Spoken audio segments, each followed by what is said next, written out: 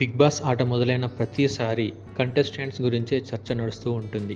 మొదట్లో రేయ్ ఎవర్రా మీరంతా అని అంటుంటారు. కానీ అసలు ఆట మొదలైన తర్వాత వాళ్ళ పేర్లు మారుమోగుతుంటాయి. వాళ్ళ పేర్ల చివరన బిగ్ బాస్ చేరుతుంది.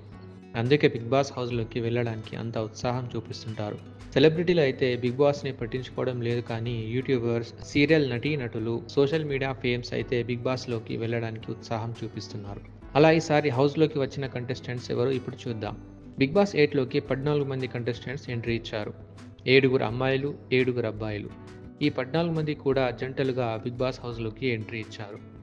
మొదటి జంటగా యష్మి గౌడ, నిఖిల్ ఎంట్రీ ఇచ్చారు. రెండవ జంటగా అభయ్ నవీన్, ప్రేరణ కంభం ఎంట్రీ ఇచ్చారు. మూడవ జంటగా ఆదిత్య ఓం, సోనియా ఆకుల ఎంట్రీ ఇచ్చారు. నాలుగవ జంటగా బెజవాడ బేబక్క, శేఖర్ భాష. ఐదవ జంటగా కిరాక్ సీత, నాగమణికంఠ. ఆరవ జంటగా పృథ్వీరాజ్, విష్ణుప్రియ. ఫైనల్గా 7వ జంటగా నైనిక, నబీల్ అఫ్రీది ఎంట్రీ ఇచ్చారు. ఈ 14 మంది కంటెస్టెంట్స్ మంచి ఎగ్జైట్మెంట్లో ఉన్నారు.